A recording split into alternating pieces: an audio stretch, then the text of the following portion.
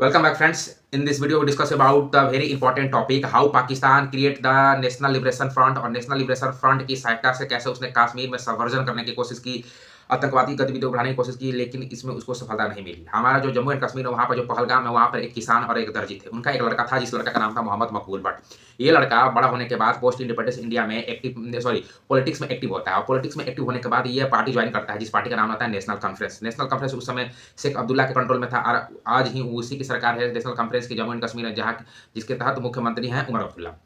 फारूक अब्दुल्ला उनके पिताजी हैं और फारूक अब्दुल्ला के पिताजी शेख अब्दुल्ला। तो ये जो मोहम्मद मकबूल भट्ट था ये पॉलिटिक्स को ज्वाइन करता है, लेकिन ये लड़का रेडिकल इतना हो गया था कि इसने क्या किया था कि पाकिस्तानी सरकार की सहायता प्राप्त करने के लिए हमारे ही कश्मीर में इसने कश्मीर इंडिपेंडेंस कमेटी बनाई। कश्मीर इंडिपेंडेंस कमेटी बनाई और इसी का एक दोस्त था जिस दोस्त का नाम था मिर्जा अफजल बेग। ये लड़का जो मिर्जा अफजल बेग था ये पीओके में था, यानी पाकिस्तान ऑक्युपाइड कश्मीर में, और ये लड़का वहां पर जाकर एक संगठन बनाता है, ऑर्गेनाइजेशन बनाता है जिसको कहा जाता है plebiscite front of the Pakistan administrated Kashmir. और जब ये सारे चीज़ हो रहे थे कि कैसे मोहम्मद मकबूल भट्ट हमारे कश्मीर में कश्मीर इंडिपेंडेंस कमेटी बना रहा था और मियाँ अफजल बेग पीओके में जाकर plebiscite front of the Pakistan administrated Kashmir बनाता है, तो पाकिस्तान सोचता है कि इस दोनों ऑर्गेनाइजेशन को मिलाकर एक कॉमन ऑर्गेनाइजेशन बनाया जाए और इस कॉमन ऑर्गेनाइजेशन के तहत कश्मीर में क्या किया जाए कि आतंकवादी गतिविधियों को बढ़ाया जाए। तो जो ये नेशनल कॉन्फ्रेंस का जो लीडर था मोहम्मद मकबूल भट्ट जिसने कश्मीर इंडिपेंडेंस कमेटी बनाई थी, और इसका दोस्त जो मियाँ अफजल बेग था जिसने पीओके में जाकर plebiscite front of the Pakistan administrated Kashmir बनाया था, इन दोनों को पाकिस्तान की सहायता से 13 अगस्त 1965 को मर्ज कर दिया जाता है। और मर्ज करने के बाद जो ऑर्गेनाइजेशन बनता है उसको कहा जाता है नेशनल लिबरेशन फ्रंट। ये जो नेशनल लिबरेशन फ्रंट था इसका जो हेड होता है, इसका हेड बनाया जाता है मेजर अमुल्ला को।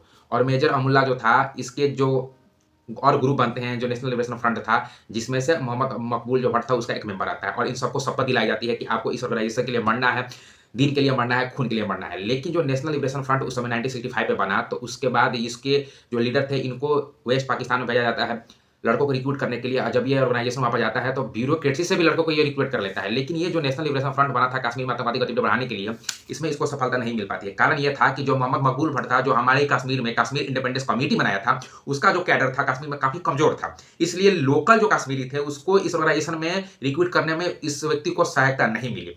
उसके बाद 1965 में क्या होता है कि इंडिया पाकिस्तान के बीच वार होता है और भारत इतनी बुरी तरह से पाकिस्तान को पीटता है कि पाकिस्तान का इंटरेस्ट अब गोरिल्ला वार में कश्मीर में उस समय के लिए नहीं बच पाती है। ताशकंद समझौता की बात मैं बात कर रहा हूँ जो 11 जनवरी 1966 को हुई थी। तो नेशनल लिबरेशन फ्रंट जिस कारण बना था वो उसमें सफल नहीं हो पाया। फिर 1971 में जो इंडिया पाकिस्तान का युद्ध होता है और कैसे उसी का पार्ट बांग्लादेश एक इंडिपेंडेंस कंट्री बन जाती है हमारे सहायता से, क्योंकि हमारे ही आरएनडब्ल्यू के जो लोग थे उन्होंने ही मुक्ति वाहिनी के लोगों को ट्रेन किया था। वो लंबी कहानी का भी दूसरे वीडियो में समझने की कोशिश करेंगे। तो पाकिस्तान चाहता है कि जब 1965 का वार था तो मास्टर सेल और अल फतेह जो ऑर्गेनाइजेशन बना था, तो पाकिस्तान का पूरा ध्यान था कि इसी को ज्यादा ही क्या किया जाए, सपोर्ट किया जाए। अगर हम लोग नेशनल लिबरेशन फ्रंट को हेल्प करते हैं, जो मोहम्मद मकबूल भट्ट की जो कश्मीर इंडिपेंडेंस कमेटी थी और उसके दोस्त मियाँ अफजल बेग का जो ऑर्गेनाइजेशन था पीओके में plebiscite front of Pakistan administrated Kashmir, उसके यूनियन कर मर्ज करके जो नेशनल लिबरेशन फ्रंट बनाया गया था, तो पाकिस्तान की जो आईएसआई थी, आर्मी थी, इसने इस ऑर्गेनाइजेशन को सपोर्ट देना बंद कर दिया था क्योंकि इनका इसमें इंटरेस्ट वैसा नहीं था। और इसका जो कैडर था ना लोकल कश्मीरी जिसको ओवरग्राउंड वर्कर करते हैं, कि जो कश्मीर के लिए पाकिस्तान के सहायता से कश्मीर में ही क्या करते हैं, वायलेंस करते हैं, आर्म्ड रिविलियन करते हैं, तो ये ऑर्गेनाइजेशन इस चीज़ में कमजोर रहा। आज के समय में ये पीओके की जो राजधानी है मुजफ्फराबाद वहाँ पर ही है, लेकिन इसका कोई थ्रेट नेशनल सिक्योरिटी थ्रेट विशेष रूप से कश्मीर में नहीं दिखाई दिया।